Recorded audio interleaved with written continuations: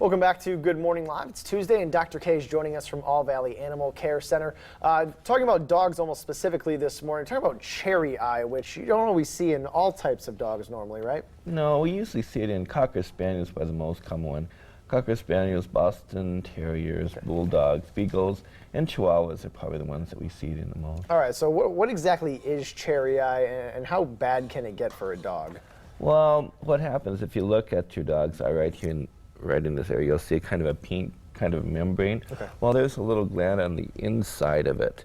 And what happens, they get some sort of eye infection or irritation, and it swells up and it actually is on the outside so you can see it. So I guess I get the term cherry eye because it's kind of, it doesn't really look like cherry to me, but it's red and you can see it. It's pretty obvious that something's not going right. Yeah, and I would assume it's very irritating for the pet or for the dog. And are there any home remedies for treating something like this before you want to try to worry about other things like operations? No, but the best thing is the best thing is to catch it before it even starts. Sometimes you can see it coming, sometimes not. But if your dog has closes its eye and it looks red, take it in then before this thing gets on the road to what happens, and maybe we can stop with medication. Okay, because if you can't stop it with medications, then you're going to have to probably operate on it, which can bring about other problems, right? Right, and so sometimes you can do it. Sometimes they come in, and then a few of them we can put on medications. You can flip it back to where it should be, and some of those will go down and stay down, but most of them you have to do some sort of surgery to, and there's various ways to do it.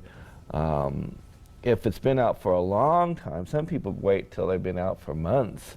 Well, those things, because that gland does produce tears. And so we like to do a procedure to kind of tack it back in place.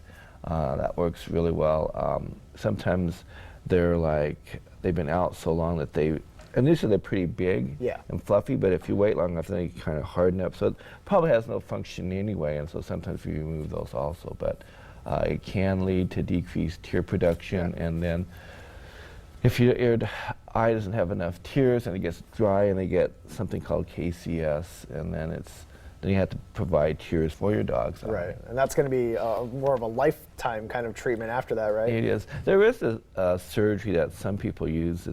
They have to go to probably a specialist, and they transplant a salivary duct, and from the salivary gland from here, and it goes in the eye, and so when the dog eats, obviously it pours out, but it's another alternative, but there's other medications you can use to help stimulate the but mainly the main point is just try to nip this thing in the bud. Correct. So if you notice it, get your dog to a vet. We're talking about cherry eye here, and you're only going to see it in 5, 6 types of breeds of dogs. It could happen in any, but those are the most common. Those are the biggest ones, okay. And you're going to see it right away, so certainly contact your vet if you do notice your dog getting cherry eye in either of its eyes. Thank you, Dr.